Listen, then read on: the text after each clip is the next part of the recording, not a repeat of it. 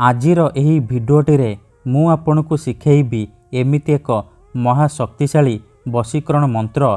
एही वशीकरण मंत्र साहाय्य आपण केउ भी कुंवारी झियो बा विवाहिता महिला को मुहूर्तक भितर निज बसरे करिपारिबे।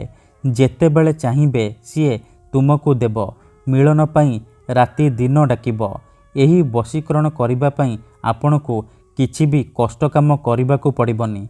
केवल आपण जेतेबेले शोइबा पाई जिबे निज बिछणारे शोइकी एही मंत्र को 3 थर पढ़ीदेबे। ग्यारंटी देउची जेमिति आपण एही मंत्र को 3 थर पढ़िबे सेही समय ठारू से झियो हेउ बा विवाहिता महिला विचलित होई उठिबो। जेपर्यंत आपणक पाखकु आसिनी आपणक सहित संपर्क रखिनी सीए गोटे मुहूर्त भी रही परिबनी। एही वशीकरण एते शक्तिशाली कि एहार प्रयोग केबे भी खाली जाएनी। तेणु मोर आपण मानकु अनुरोध कि एहाकु आपण भाबिचिंती प्रयोग करिवे। मनरे कोनोसी खराब उद्देश्य किंबा कोनोसी खराब काम पई आपण एही वशीकरण मंत्र को प्रयोग करिवेनी। काहेकि ना मात्र थरे जेउ झियो बा विवाहिता महिला उपरे आपण एही वशीकरण मंत्र को प्रयोग करिदेबे सीए सेही समय ठारू आपणकर बसरे हेजिबो।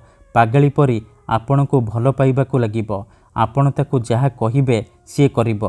हाँ फ्रेंड्स, जदि आपण केउ झियो को मने मने भल पाउचंती किंतु जेते चेष्टा कले मध्य ताकू पटेई पारुनांती, ताकू निजर मन कथा कहिबाकू डरुचंती, आउ आपण चाहुचंती कि से झियो निजे आसी आपणको भल पाउची बोली कहू, तेबे आजिर एही भिडियोटी आपणकर इच्छा को पूरण करिबो।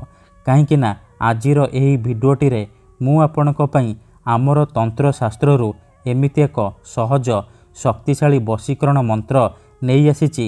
एही वशीकरण मंत्र को आपण बिछणारे शोइकी 3 थर पढ़ीदेले ग्यारंटी देउची आपण झियो पटेई पारिबे। पड़िशा घर सुंदरी भाउज को निज बसरे करी ताठारू निजर मन मुताबक काम हासिल करिपारिबे।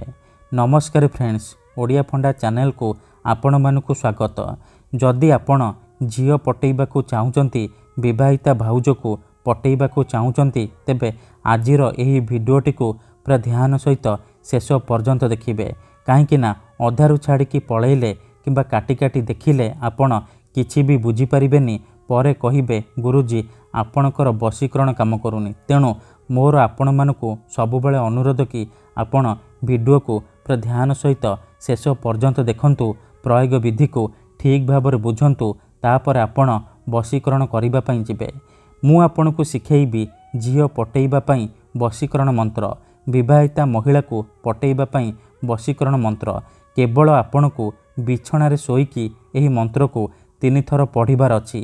एही वशीकरण साहाय्य आपण सासु नणंद दियर भाउज काहाको भी निज बसरे करिपारिबे। ताठारू निजर मन मुताबक काम हासिल करिपारिबे। एही वशीकरण करिबा सबुठारू सहज। एहाकू आपण किपरि करिबे, केमिति करिबे, मु आपनकु शिखेइबी। जानिबा पई मोर आपण मानकु अनुरोध कि आपण भिडियोटी को पूरा ध्यान सहित देखिबे। विधिटी जानिबा पूर्वरु जदि आपण आम चैनल को नुआ आसीचंती, तेबे दयाकरी चैनल को सब्सक्राइब करी पाखरे थिबा बेल आइकन को मध्य दबाई दियंतु, जहा द्वारा आमे जेउ भी वीडियो अपलोड करिबो सर्वप्रथमे आपण देखि परिबे। मने रखंतु एही वशीकरण विधि को आपण केउ भी बाररे करि परिबे, किंतु जेबे भी करिबे राति रे सोइबा पूर्वरु करिबे। निज बिछणारे शोइकी आपण एही मंत्र को 3 थर पढ़िबे। प्रथमे आपण कोन करिबे, विधिटी करिबा पूर्वरु भल भाबरे हाथ गोड़ मुह धोइकी सफा वस्त्र पिंधिकी आपण एही वशीकरण को आरंभ करिबे। निजर बिछणा उपरे पूर्व दिग को मुंड करिकी सोई पड़िबे।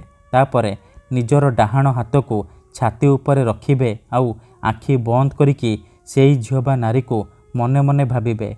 तार मुह को निज मनरे भाबिबे। तापरे एही मंत्र को 3 थर पढ़िबे। ओम नमः कामाख्या देवी आमुकं मे वश्यम कुरु कुरु फट स्वाहा। एठारे आमुकं जगार आपण सेई झियो बा महिलार नाम कहिबे जहाको आपण पटेइबाकू चाहुचंती। मंत्र को 3 थर पढ़ी सारिबा परे छाती उपरु हाथ को काढ़िबे, आउ छाती रे गोटिए थर फुंकीदेबे। एहीपरि आपण लगातार 3 दिन पर्यंत राति रे सोइबा पूर्वरु करिबे। ବିଛଣାରେ ଶୋଇକି ମନ୍ତ୍ରକୁ 3 ଥର ପଢ଼ିବେ। ଗ୍ୟାରେଣ୍ଟି ଦେଉଛି ଯେଉଁ ଝିଅ ବା ମହିଳା ପାଇଁ ଆପଣ ଏହି ବଶୀକରଣ କରିଥିବେ ସିଏ ଆପଣଙ୍କ ଆଡ଼କୁ ଆକର୍ଷିତ ହେବାକୁ ଲାଗିବ। ଧନ୍ୟବାଦ।